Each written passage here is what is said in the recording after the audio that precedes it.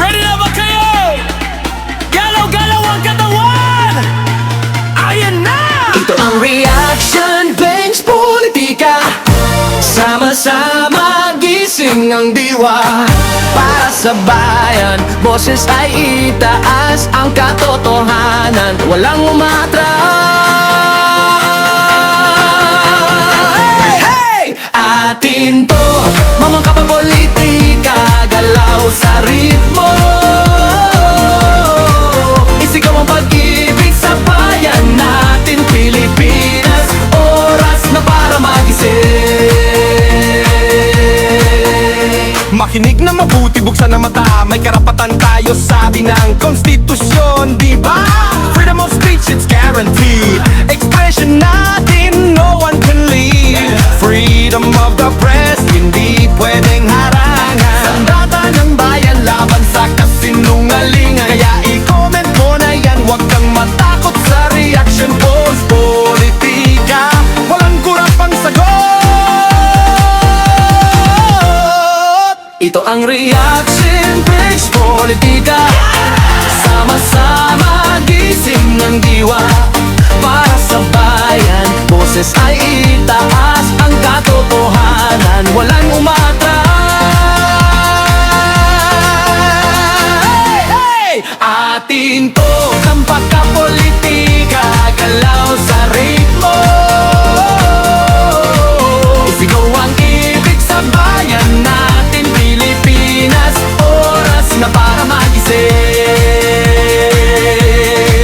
Para sa bawat Pilipinong nagmamahal sa bansa. Hindi tayo bulag, lalong hindi tayo tulala. Patriotism is key, pag-asa alala. Critical mag-isip, yan ang tunay na kusa. Kaya sumayaw sa beat ng katotohanan. Isulong ang tama sa buong lipunan. Kaya naman lahat mga kapolitika, magingay na ngayon. Para sa malayang bukas o ang ating tugon. Hello. Freedom to express, go! Freedom of the press, no less! Ay nako, magandang araw kapolitika. Nagbabalik po tayo. Loobin ng bawat Nako. This is our regular episode season 18. We are now on season 18. mga kapolitika. Nako. Sasama dapat nating Ayusin lang natin yung ano natin. Season 18 na pala tayo. Yon. Ito ang reaction, Chris Politika. Sama-sama gising ang diwa. Para sa bayan, Atención Pilipinas. katotohanan, walang umatras. Hey! Atin to ang Kumanda na sa season finale ng ating paboritong pambansang palabas, kung saan ang plot twist ay mas pabilis pa sa taas ng presyo ng kuryente ninyo at ang mga karakter ay laging no comment pero laging present sa trending list.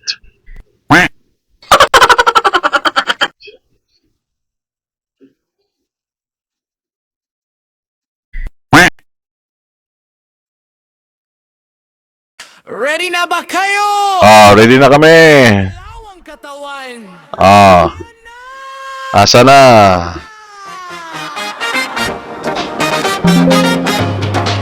Asa na?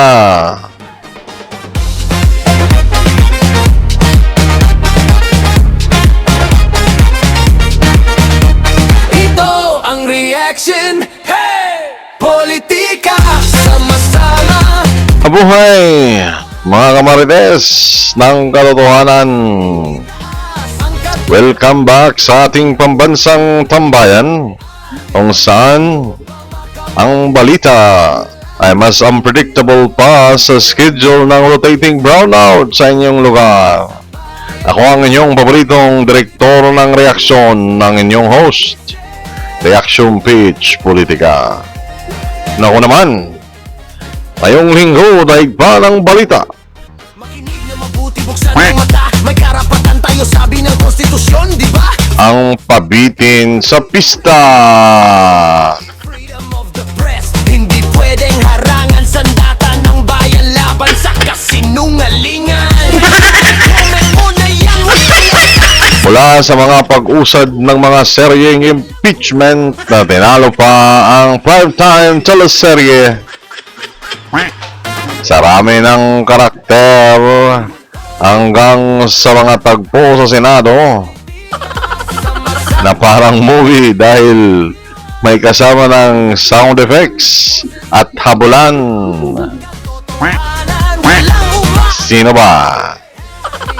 Sino ba naman ang nangangailangan ng subscription sa streaming apps kung ang mismong balita natin ay punong-puno ng suspense, drama, at mga special appearances na nagtatago sa kulambo ng legalidad? Bawat Pilipinong nagmamahal sa bansa. Hindi tayo bulag lalo, hindi tayo tulala.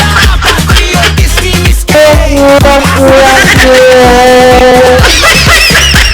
tunay na kusa. Kaya Habang tayo ay awala, nag-aabang kung sino ang susunod na malileft the group o mabuboto sa labas ng bahay ni Kuya. freedom to speak, go! Freedom to express, go! Freedom of the press, no less! Karapatan mo, karapatan ko, ipahayag ang saloobin ng bawat Pilipino! Huwag natin kalimutang isipin kung magkano na uli ang kilo ng bigas.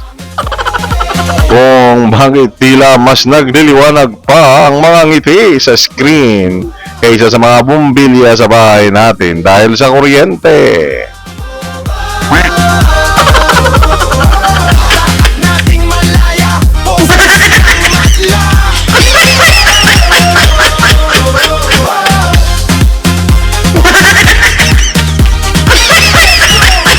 Kaya, i-ready na ang inyong popcorn. I-click na ang subscribe button para hindi mahuli sa pambansang chismis at i-share ang video na ito bago pa mag-log out ang wifi ninyo dahil sa emergency.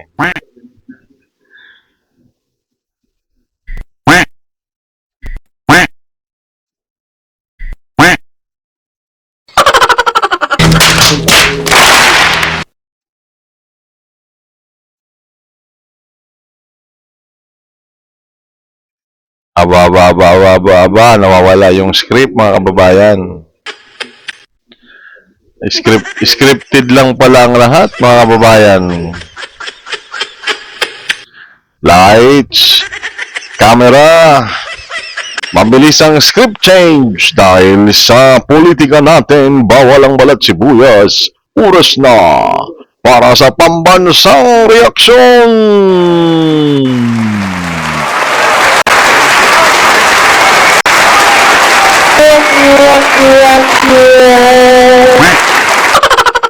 Okay mga kababayan, panibagong araw na naman po ang ibinigay sa atin ng ating pong may kapal. At naway marami tayong matutunan. Ako, ano pa lang yun ha? Umpisa pa lang, nakasyam na minuto na kaagad tayo.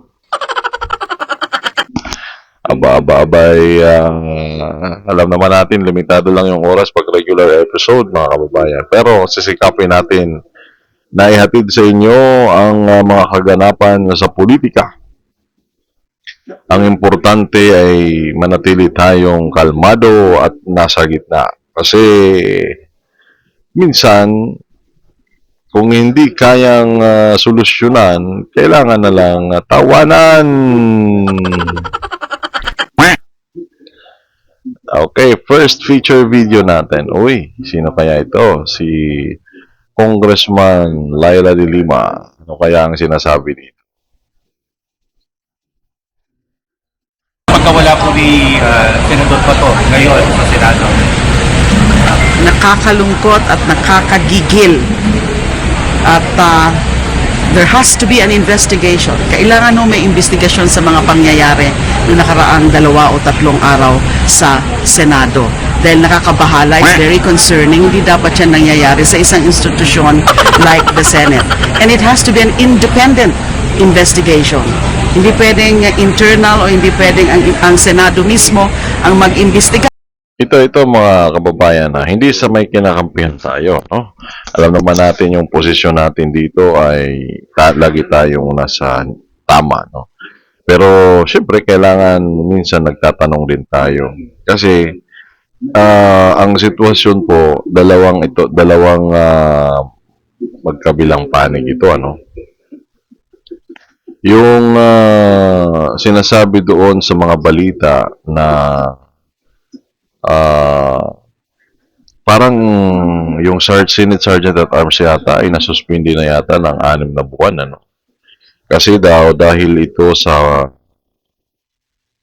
siguro sa mga kaganapan nangyari doon, no? Kasi mga warning shots yata yung pinag-uusapan doon, ano? Warning shots. Pero ang kabilang panig, ang sinasabi dyan ni Senator Marcoleta ay parang yung kwan dyan, yung pahayag din ng ng NBI, kasi ang unang pahayag dyan ng NBI director na si Melvin Matibag, ang sabi niya dyan ay parang wala daw silang tauhan doon. That is on live television, no, by the way. And then ngayon, sa investigasyon, lumalabas na meron palang NBI agent doon. Kaya nga nagkasagutan yata sila ng warning shots, mga kababayan. Hindi po yun, hindi siya nagbarilan directly, ano? According naman sa kanila, ano? Nako. Aba.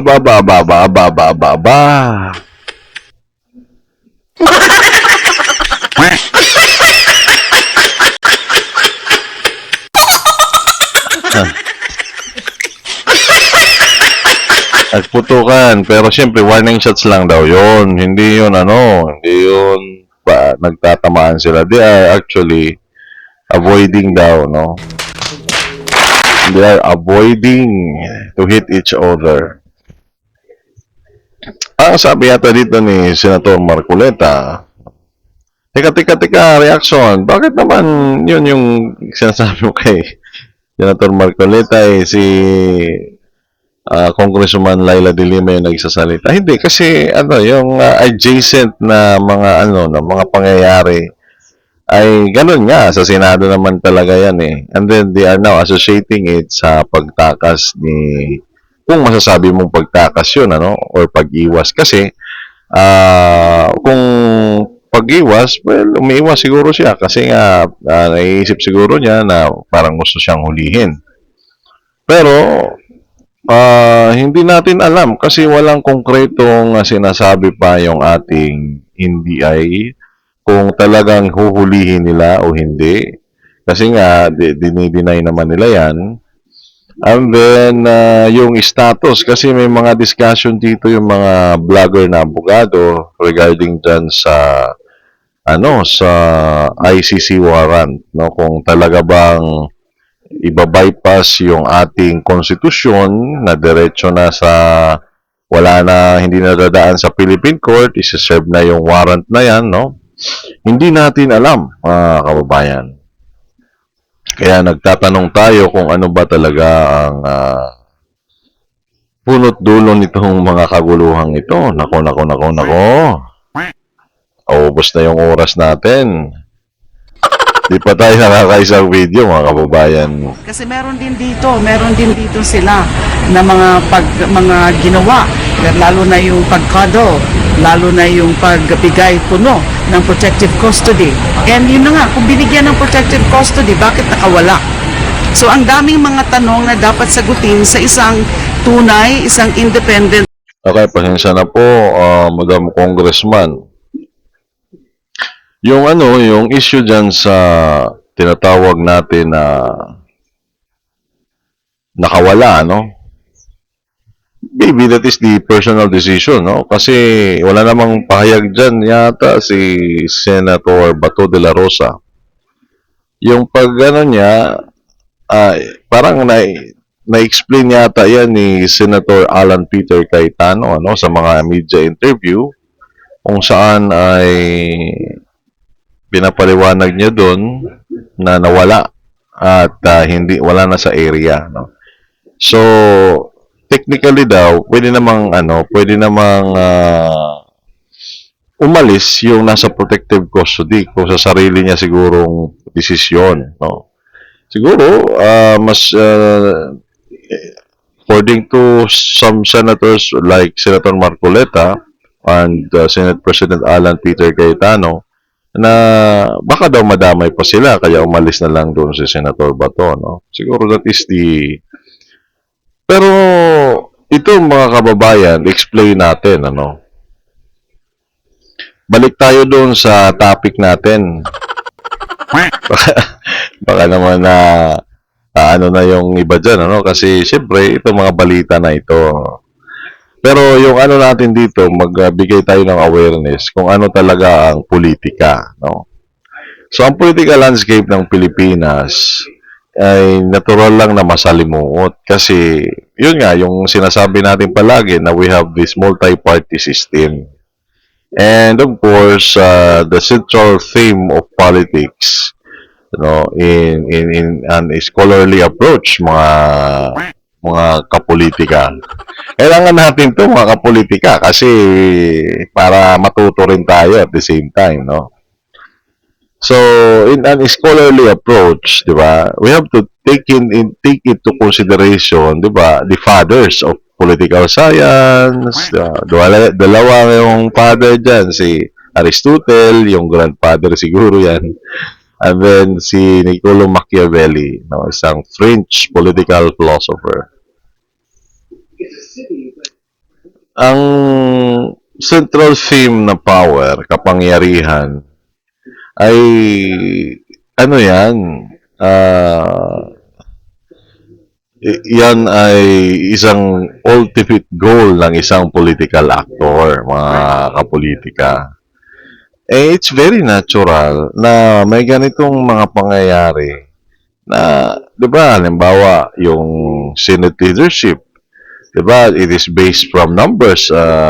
Laging, yan, kasi nasa Constitution naman, kung sino yung may 13 counts, that would obtain the Senate leadership, no? That is a simple majority.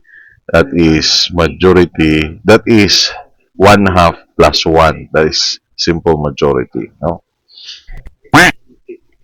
So, walang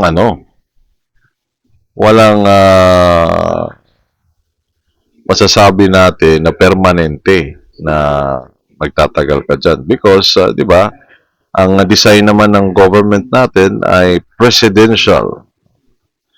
At saka unitary. We have a central government na yung pinaka-central government which is in Malacanang, in Manila. Siya yung nagdidikta, no, doon sa mga local governments na. That's why there is a link from local to national government. You have the Department of Interior and Local Government, no, sa pamumuno ni DILG Secretary John Vic Remulla. So dito sa design ng government natin, mayroon siyang tinatawag natin na different branches, no? Kasi presidential system yung government natin, it is the design na nakuha ng ating gobyerno na Pilipinas sa former colonial master natin na American government, no. That is through the adoption of the Constitution until eventually we have made some changes of the Constitution until such time that it goes to a transformative phases to the point that we have the 1987 Constitution as of today. No? So maraming events in history that have shaped the current and present government. The design of it is based from history. No? So, yung history kasi, yan yung nagbibigay sa atin ng tinatawag na process of what is being shown at the present. No? So, ngayon, yung constitution natin, masasabi natin na mature or matanda na, di ba? Kasi 1987, now we are now on 2026. So at least ilang taon na yon? At least 39 years? 39 years na ba? Kasi 87 to 2000 is 13. 2000 to 20 is 33. And then you have 6 years for 2026 from 2020. So that is 39, no? At least 39.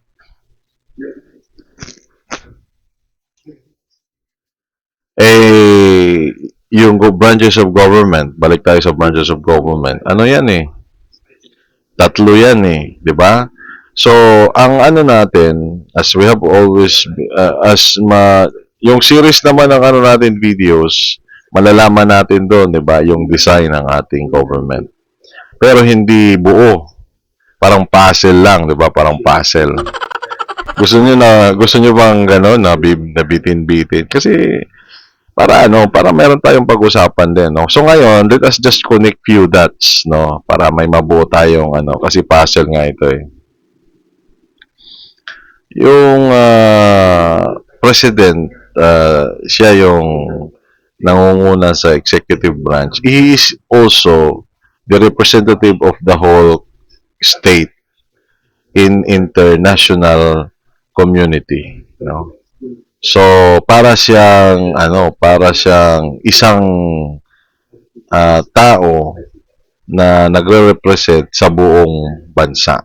Parang ganon yung president. Pero sa loob ng bansa, ang may police power dyan is the legislative branch of the government. Why? Kasi siya naman ang gumagawa ng mga palatuntunang ipinatutupad even in international, both domestic and international law. No? So, although we have the Constitution, but of course, there must be a supporting laws that that will not violate the Constitution. And another is you have this judiciary branch of the government. Yung judiciary branch of the government, safeguard siya, no? Kasi, di ba, check and balance naman, kaya 3 branches yung ating presidential system of government, which is distinct from parliamentary, complementary, or a complement of the monarchical government, especially this limited monarchy na tinatawag. So, pag nagkagulo, may mga hindi pa pinagkakaunawaan, just like what is happening today in BI as part of the law enforcement. And it was, of course, the president who dictates what will happen. And especially if there are major operations that needs the assistance of every law enforcement agency. So, ang executive, and if there is a problem with the one who makes rules, in the legislation, in the legislative branch of the government, then issues will now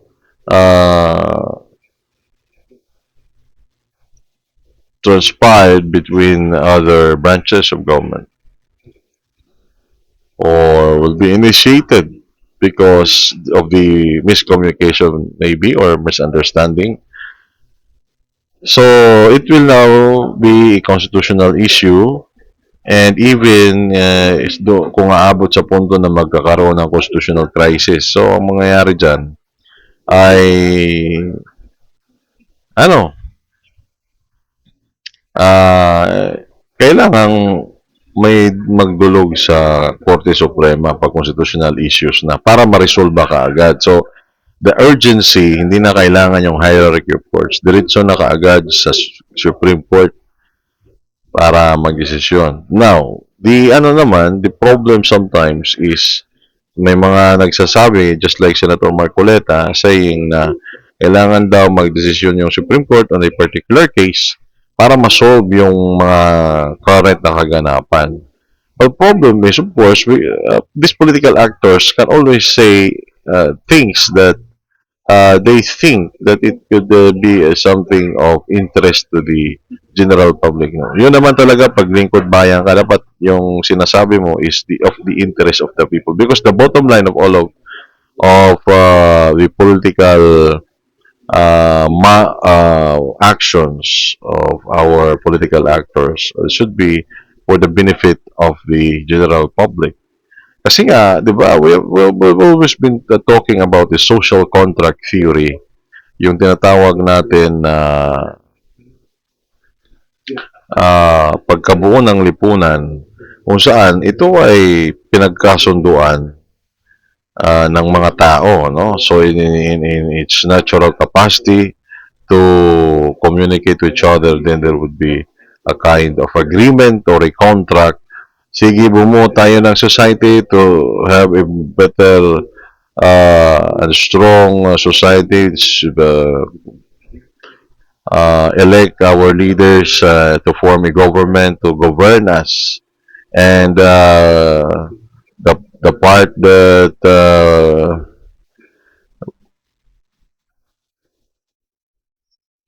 we have, of course, ako mga kababayan. Balik na nga tayo sa video. Ang dami kong nalalaman eh. Ano ba yan? Take it away. Take it away. Congressman Leila de Lima. Nako, hindi pa nga nakapagsalita si Congresswoman eh. Hindi mo na. Yun naman. Ano ba yan? Sige. Meron din dito sila na mga ginawa, lalo na yung pagkado, lalo na yung pagbigay puno ng protective custody. And yun na nga, kung binigyan ng protective custody, bakit nakawala? So ang daming mga tanong na dapat sagutin sa isang tunay, isang independent na investigation. It has to be by a body na wala dyan dapat sa Senado ang investigasyon. Sino po yung nasa isip ninyo na komposisyon ng independent investigation? Well, mga seasoned investigators and also mga retired members of, pwede rin retired members of the judiciary. Kasi it goes beyond the physical things that happen there. It goes into the very integrity, the very dignity of an institution like Senate, a democratic institution. So dapat yung talagang very credible na komposisyon ng mga mag-iimbestiga. Kanino po ninyo ina-address yung panawagan po ninyo for an independent investigation, Madam Senator? Either to the office of the President or even sa Kongreso. Congress can create a law to investigate what happened in the Senate. Kung masasabi ba natin na tumakas si Senator Bato, considering sinasabi nila wala pa daw kaso sa local court? Wala pong ganong requirement na kailangan muna ng isang warrant of arrest from a local court. This is a validly issued warrant of arrest by a tribunal, an international tribunal. Okay, so tingnan nyo po dito yung sinasabi ni Congressman. So, former Senator and now Congressman Leila de Lima is also a lawyer, no? So, dito sa legality pa rin, mga kababayan, kung makikita nyo, ay yun nga yung sinasabi natin, huwag kaagad tayo magbibigay ng conclusion. And it's very natural sa mga political vloggers na mayroon silang sinusuportahan na kandidato na magsabi ng ganito na ganyan ng ganyan. Pero if you will just broaden your perspective at lalagay ka sa gitna, makikita mo na mayroong punto sa kabila, mayroong punto sa kabila. Not until the Supreme Court decides on it or they brought the issue to the Supreme Court, because these are issues of legality. You know, what really is the right or the proper interpretation of this attempt or the arrest incident of to Senator Bato de la Rosa. Kasi sa side naman ni Senator Bato, it's very natural na hindi siya magpapa-aresto kasi he's an elected senator of a republic. Meron din siyang pinangahawakan dyan. He has his constituency. Yung bumoto sa kanya, ma-deprive of their right. Inilek yan na mag-represent sa will of the majority who voted for him that qualifies him to become a senator of the republic. So wala nang masasabi tayo dito na final na this is politics.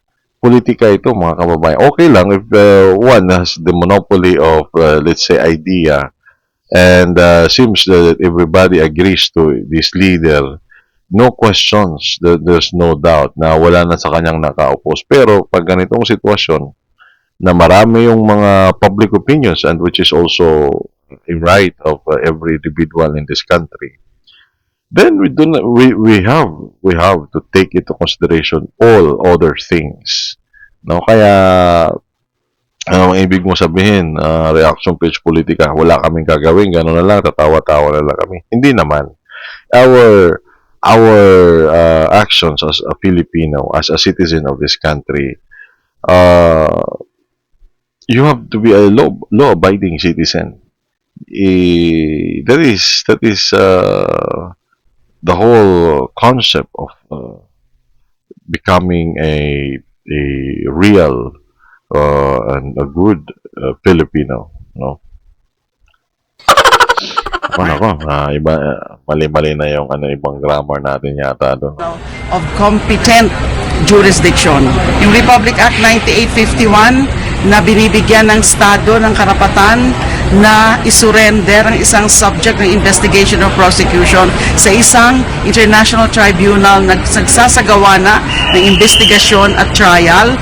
Wala pong nakasabi doon na kailangan muna ng isang warrant of arrest galing sa isang domestic court. So, katulad nun na nangyari noon kay former President. So, this statement of Congresswoman Laila de Lima, it is valid until confirmed.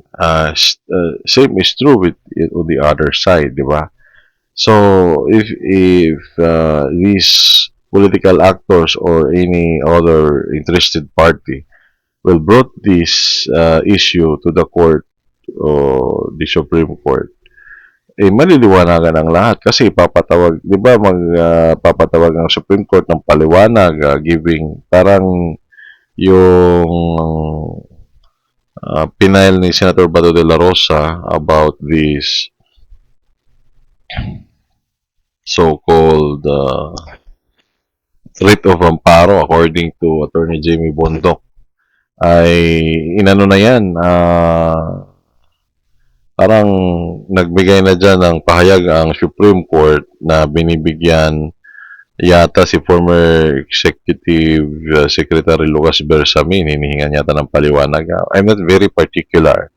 We have the video. Of course, the video is there in the internet, but we do not have the video right now dito sa ating studio.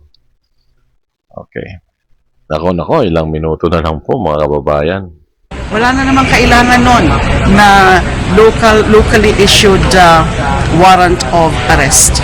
Ang Secretary said po na Senator Robin Padilla left Senator Bato. Ano po ang legal liability ni Senator Padilla? Obstruction of justice, harboring a criminal fugitive, aiding and abetting a criminal fugitive. Obstruction of justice yan. Malinaw po sa akin yan. Sino po ang talo? Ano ang losses sa pagkawala ni Senator Bato doon sa pagkakabol sa IJK? Ang taong bayan, yung batas, the rule of law, ang talo po dito. At yung pinaka natalo dito sa nangyari na pagpapatakas kay Bato de la Rosa ay yung mga pamilya ng mga namatayan sa EJK. Talagang pinapakita nito na hindi talaga pwede dito sa Pilipinas litisin si Bato at si Duterte at kahit pa si Bongo. Dapat talaga sa ICC. Kasi may ganito mga institusyon that enables them and cuddles them. Kung drama lang yung nangyari nung Wednesday, sino pa si Uno sa tingin niyo po? Pinakailan lumabas yan sa investigasyon pero sa dulo simple lang naman. Malalaman natin kung sino may pakana, kung sino ang pinakanakinabang. Pwede ba sa SP Cayetano mismo yung nagpasimuno ng drama ko, no? I won't be surprised kasi naging Senate President siya dahil ipinasok niya yung botante niya papasok ng Senado, pinuslit nilang magkapatid. Kung din mo, sorry, last na lang. Your reactions, yung maraming mga nagsasabi, especially SP Cayetano, kayo rin daw mismo yung nagtago sa Senado noong 2017. Naku, maling-mali ho yan mga sinasabi na yan ni SP Alan. Ako po ay mapayapang nag-surrender noon nung ako ay inaresto noong February 24, 2017. Before that, the day before, lumabas yung warrant of arrest, ay umuwi muna po ako noon para magpaalam sa pamilya, para kunin yung aking mga gamit. Pero bumalik din po ako kaagad sa Senado at nagstay ako overnight doon para kausapin din yung aking mga staff. So the next day kaagad. So hindi po totoo yung sinasabi na hindi ako inaresto o hindi ako nag-surrender doon sa Senate premises. Ayan po mga kababayan. Ako, kailangan po nating mag-outro. So, nadinig po natin ang pahayag ni Congresswoman Laila De Lima. Palakpakan!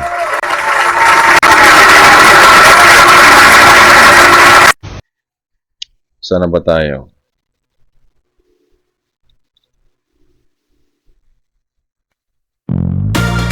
Ready na ba kayo? Ready na kami. Sige. Ano na? Ang reaction bench politika, sama-sama gising ang diwa. Para sa bayan, boses ay itaas. At dyan nagtatapos ang ating pambansang tawanan. Atin to, mga kapapolitika, galaw sa ritmo. Tawanan na lang natin mga kapolitika. At dyan din nagtatapos ang ating pambansang chismisan para sa araw na ito. Tinig na mabuti, buksan ang mata. May karapatan tayo, sabi ng konstitusyon, di ba? Freedom of speech, it's guaranteed. Expression natin, no one can lead. Freedom of the press, hindi pwedeng harangan. Sandata ng bayan, laban sa kasinungalingan. Kaya i-comment mo na yan, huwag kang matakot sa reaction post. Politika, walang kurapang sagot. Ano sa tingin nyo, mga kapolitika? Sino sa tingin nyo ang karapat dapat bigyan ng Best Actor at Best Amnesia Award? Para sa bayan, Ngayong linggo, i-comment ang inyong mga hula sa ibaba. Pero bawal lang pikon, bawal lang mag-away ha. Lahat tayo dito ay biktima lang ng isang script. politika, galaw sa ritmo. Sigaw ang ibig sa bayan natin. Huwag kalimutang i-like ang video na ito. Mag-subscribe kung gusto ninyo ng araw-araw na doses ng tawa at i-click ang notification bell para ikaw ang laging unang makasagap ng chika bago pa ito i-deny sa susunod na privilege speech. Sumayaw sa beat ng katotohanan. Sulong ang Tandaan ninyo mga kamarites, sa mundong puno ng scripted na drama, ang paghahanap ng katotohanan ay parang paghahanap ng murang bigas. Mahirap pero kailangang hanapin para mabuhay. freedom of the press, no karapatan mo, karapatan ko, ipahayag ang saloobin ng bawat Pilipino. muna ay maglalagaut bago pa ako maimbitahan bilang resource person sa susunod na hearing. Ito ang inyong host, si Reaction Pitch Politika po ito, nagpapaalala. Huwag masyadong seryosohin ang buhay, pero seryosohin ang inyong boto. Bye-bye! See you sa susunod na episode ng Pambansang Serkasyon!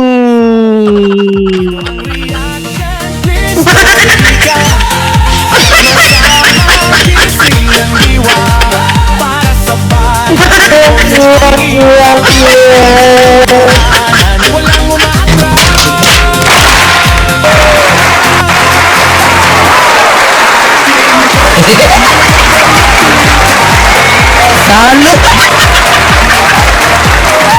Sorry.